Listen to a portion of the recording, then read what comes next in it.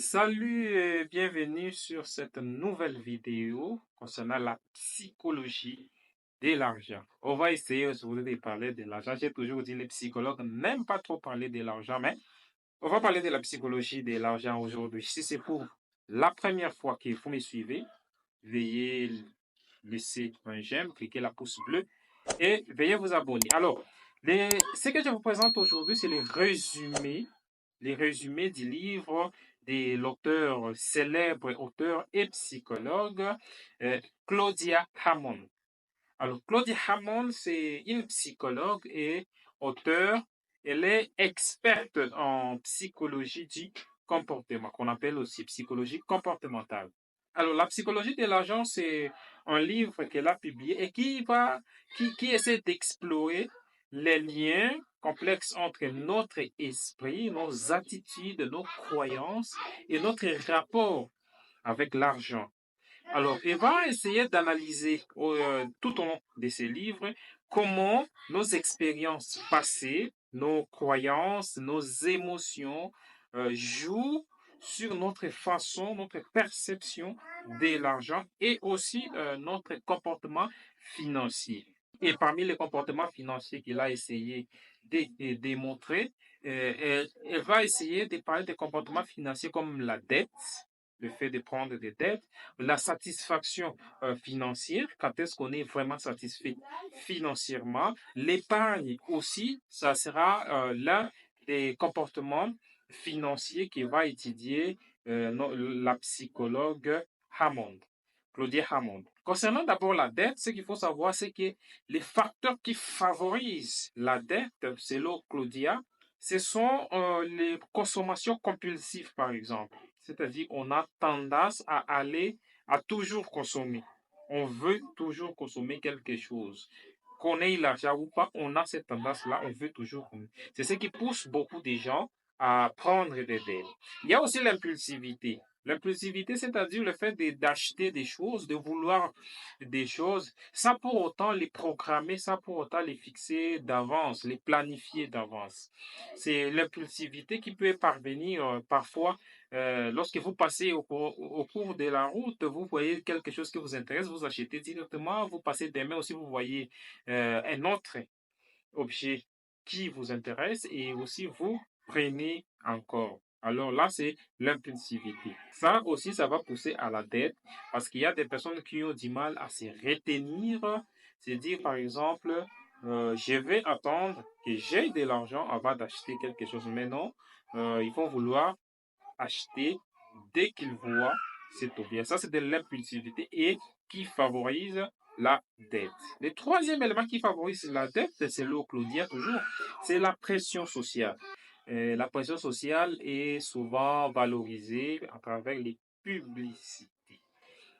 Souvent, quand il y a des publicités qui passent, il y a des gens qui certains disent, bon voilà, je vais d'abord essayer ce qu'ils ont en train de dire là dans la publicité. D'autant plus que la publicité se répète, et il choisit à un certain moment de dire non, je vais acheter ça, il faut que je sois au top.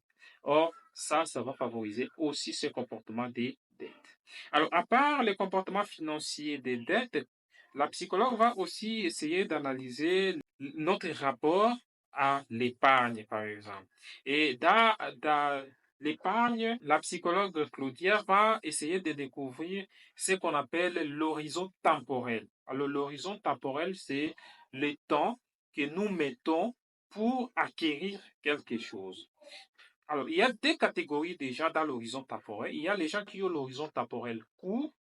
Et les gens qui ont l'horizon temporel court, ce sont des gens qui aiment des satisfactions immédiates. Je veux, j'achète. Alors qu'il y a des personnes qui ont l'horizon temporel long. C'est-à-dire, ils vont planifier d'abord ce qu'ils veulent et comme ça, ils peuvent épargner.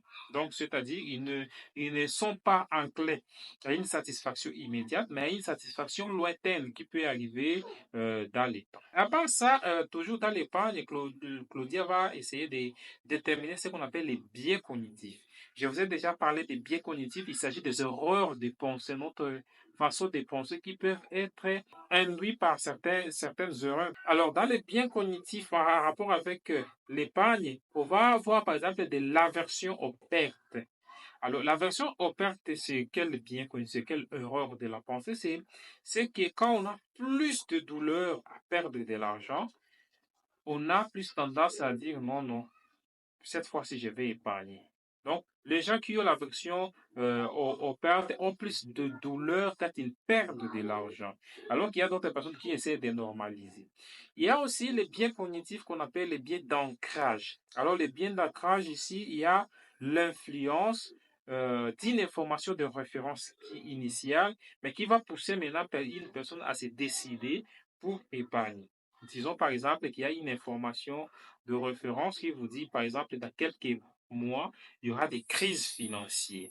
Alors, par rapport à cette information, il y a des gens qui vont déjà commencer à épargner parce qu'il y a une information de référence au début.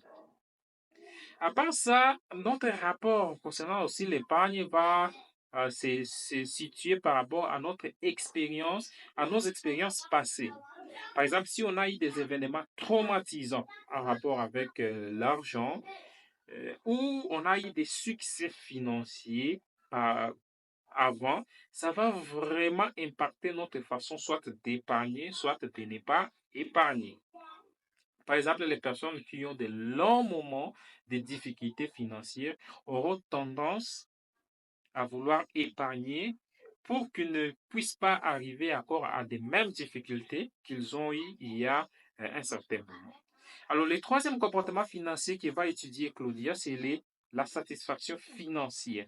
Alors, à quel moment nous sommes vraiment satisfaits de l'argent? Alors, la satisfaction financière, va se résumer au sentiment de notre contentement et le bien-être lié à sa situation financière. Est-ce que vous contentez de votre situation financière ou vous voulez plus? Et d'autres choses, est-ce que vous trouvez que c'est bien votre situation actuelle financière? C'est là qui va impliquer votre satisfaction aussi financière. Alors, les facteurs qui vont influencer la satisfaction financière, c'est par exemple la comparaison sociale. Plus on est en train de se comparer aux autres, on peut avoir soit des satisfactions, soit de l'insatisfaction. Tu vois, si je me compare aux autres, je trouve que moi, je suis quand même mieux qu'eux. Là, je me sens satisfait. Mais par contre, si je trouve que moi, je suis vraiment au bas de l'échelle, et là, alors, j'aurai de l'insatisfaction financière. Mais aussi, il y a des croyances, nos croyances envers l'argent. Par exemple, il y a des personnes qui pensent que les personnes qui sont riches, ce sont des personnes qui sont valorisées. Pour être valorisé, il faut être riche. Mais par contre, il y a d'autres personnes qui croient que les riches, ce sont des personnes qui iront en affaires. Et donc, notre croyance, notre système de croyance va jouer sur notre satisfaction aussi financière. Et aussi, il y a les objectifs financiers. Plus on a des objectifs financiers atteignables en rapport avec notre situation financière, plus on est satisfait. Mais plus nous avons des objectifs, vraiment des ambitions élevées qui ne sont pas atteignables et donc nous nous retrouvons dans l'insatisfaction. Alors, merci d'avoir visualisé cette vidéo sur le résumé de l'argent, psychologie de l'argent. On se retrouve à la prochaine. Prenez soin de vous. Ciao.